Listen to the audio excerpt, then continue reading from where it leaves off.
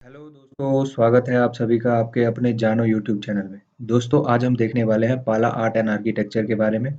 BPSC ने previous year में जितने भी मेंस में पाला आर्ट एंड आर्किटेक्चर से रिलेटेड क्वेश्चन पूछे थे, उन सभी का एक ये मॉडल आंसर है। तो इसके बारे में हम डिटेल से देखने वाले हैं। आशा करता हूँ आप सभी अच्छे होंगे। और अभी तक अगर आपने चैनल सब्सक्राइब नहीं किया है तो प्लीज़ चैनल को लाइक शेयर सब्सक्राइब अवश्य करें, क्योंकि एक वीडियो बनाने में कम से कम 4 से 5 घंटे का समय लगता है। तो अगर आप सब्सक्राइब या लाइक करके चैनल को सपोर्ट करेंगे तो इससे मोटिवेशन बढ़ता है और इसी तरीके के और भी वीडियो फर्दर मैं लाता रहूँगा।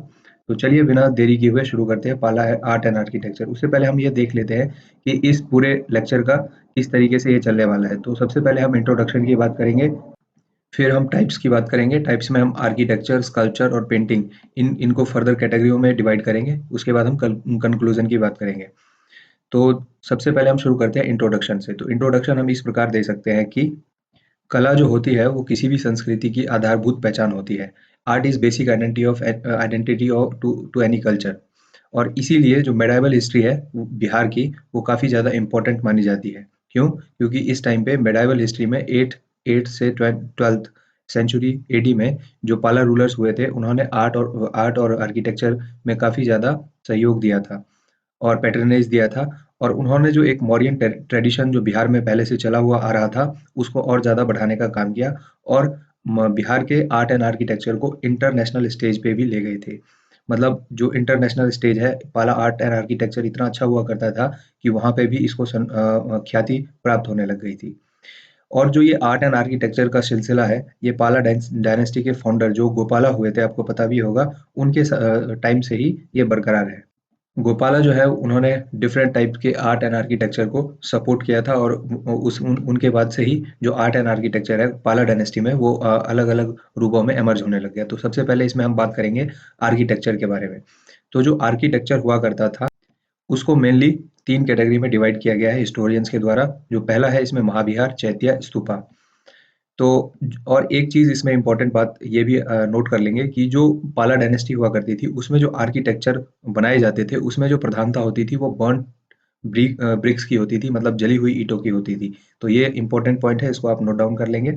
और दोस्तों, ये जो आंसर लिखा है मैंने बहुत रिसर्च करने के बाद, सीधा आप इसको मेंस में लिख सकते हैं, इसमें कोई इफ एंड बट की बात नहीं है। इसमें थोड़े बहुत पॉइंट आप अपनी तरफ से ऐड कर सकते हैं, ताकि आपका जो आंसर है, वो औरों से अलग हो जाए। चलिए फिर अब हम बात करते हैं महाविहार्स के बारे में। तो महाविहार्स क्या हुआ करते थे? ये जो बुद्धिस्ट मॉन्क होते थे, उनके रेजिडेंशियल पर्पस के लिए बनाया जाता था पाला पाला रूलर्स के द्वारा। और साथ-साथ में ये दूसरा काम भी करते थे, जैसे एजुकेशनल सेंटर की तरह भी महाविहार्स को ट्रीट किया जाता था। मतलब यहाँ पे पढ़ाई-लिखाई का काम भी होता था।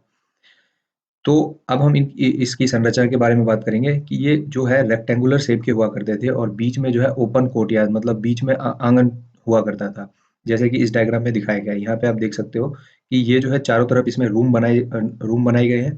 फिर उसके साथ-साथ इसके रूम के साथ अटैच बरामदा है और उसके साथ-साथ कोर्टयार्ड मतलब आंगन हुआ करते थे। तो इस तरीके से आप लिखेंगे इसको। All around courtyards, veranda was used to made which gates of the room open। मतलब जो ये वेरामदा होते थे, यहाँ पे ये जो रूम है, इनके गेट्स ओपन हुआ करते थे। फिर उसके बाद आप लिखेंगे इसमें अगला पॉइंट कि बहुत सारे जो इसमें महाविहार्स बनाए गए हैं, उसमें डबल स्टोरी रूम्स भी देखने को मिलते हैं और साथ-साथ में स्टेयर्स भी बने हुआ करते थे उस टाइम पे। और ये जो फिगर है, इसको आप इसी तरीके से बनाएँगे एग्ज़ाम में। फिर इसके बाद हम एग्ज़ाम्पल दे देंगे कुछ कि महाविहार जो देखने को मिलते हैं हमें, वो कौन-कौन से मुख्य हैं। तो सबसे पहले जो गोपाला जो फाउंडर ऑफ पाला डायनेस्टी थे, उन्होंने बनाया था उदानपुरी। लेकिन अनफॉर्च्यूनेटली इन इसका जो रिमेन्स है, ये अभी हमारे पास प्रिज़र्व नहीं है। ये हमें देखने को नहीं मिलता है, लेकिन लिखित तौर पर हमारे पास प्रमाण है कि गोपाला जो है, इन्होंने उदानपुरी का निर्माण करवाया था। फिर उसके बाद एक इम्पोर्टेंट है धर्मपाल। तो ये जो धर्मपाल हुए, इन्होंने विक्रमशिला जो सेकंड मोस्ट इम्पोर्टेंट महाविहार माना जाता है नालंदा के बाद में, उसको बनवाया था बिहार के अंदर। और साथ-साथ में इन्होंने नालंदा जो विश्वविद्यालय हुआ करता था, उसको फंड करने के लिए 200 विलेज जो है प्रोवाइड किए थे। मतलब वहाँ से जितना भी इनकम आता था, जनरेट होता था, वो सब सारा का सारा फंड नालंदा के एडमिनिस्ट्रेटिव और मेंटेनेंस पर्पस में के लिए यूज़ किया जाता था। उसके साथ हम यहाँ पे जो एग्ज़ाम्पल है, ये बहुत इंपॉर्टेंट है, इसको आप नोट डाउन कर लेंगे कि शैलेंद्र वंशी जो रूलर हुआ करते थे जावा के, जावा जो इंडोनेशिया में है, आपको पता भी होगा, मैप पे आप देख सकते हैं। तो ये जो जावा के शैलेंद्र वंशी रूलर थे जावा के, बालपुत्र देव इनका नाम होता था और ये वंश था बेसिकली शैलेंद्र वंशी। और इन्होंने जो है ये भी बुद्धिस्ट विहार बनवाना चाहते थे नालंदा के अंदर, तो इनको बुद्धिस्ट विहार बनवाने के लिए परमिशन दे दिया था देवपाला ने। तो इस पॉइंट को आप नोट डाउन कर लेंगे। फिर उसके बाद हम बात करेंगे चैत्या की।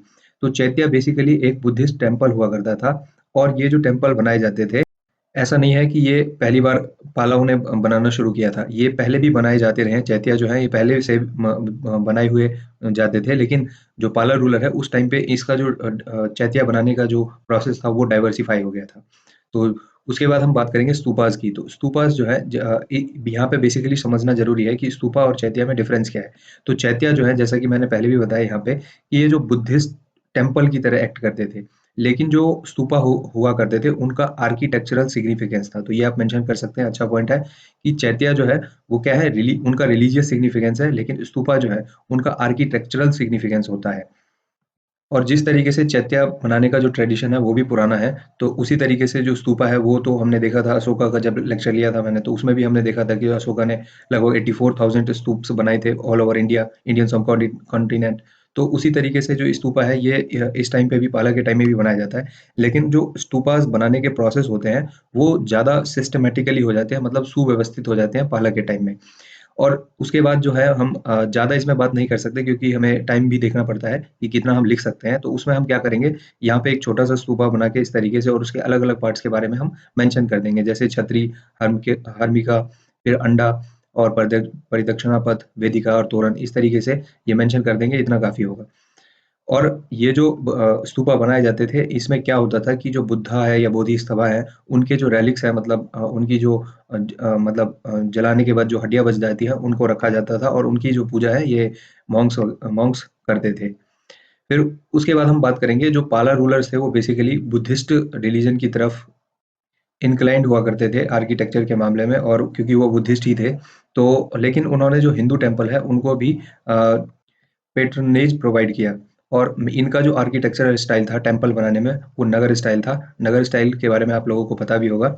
तो इस तरीके से अब यहाँ पे हम एग्जांपल दे देते हैं। तो इसमें सबसे पहले गुफा मंदिर है, ये आप एग्जांपल दे सकते हो। ये कहाँ पे है, भागलपुर में।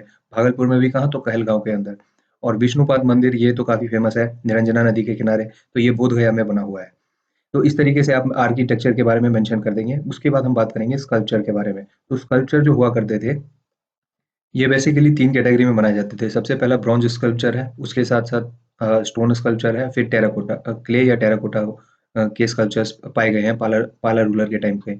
तो इसमें सबसे पहले हम बात करेंगे ब्रॉन्ज स्कल्पचर जो है, तो इसको बनाने के लिए मोल्ड प्रोसेस का यूज़ किया जाता था।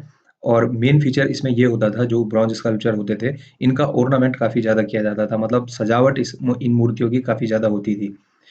उसके साथ-साथ इन दोनों का नाम याद रखना बहुत ज़रूरी है, दिम्मन और बिटपाल। ये जो बेसिकली ये लोग मूर्तिकार हुआ करते थे। तो ये किनके कंटेम्पोरेरी थे, तो ये धर्मपाल और देवपाल के कंटेम्पोरेरी हुआ करते थे और ये काफ़ी फेमस हुआ करते थे, जो ब्रॉन्ज स्कल्पचर है उनको बनाने में।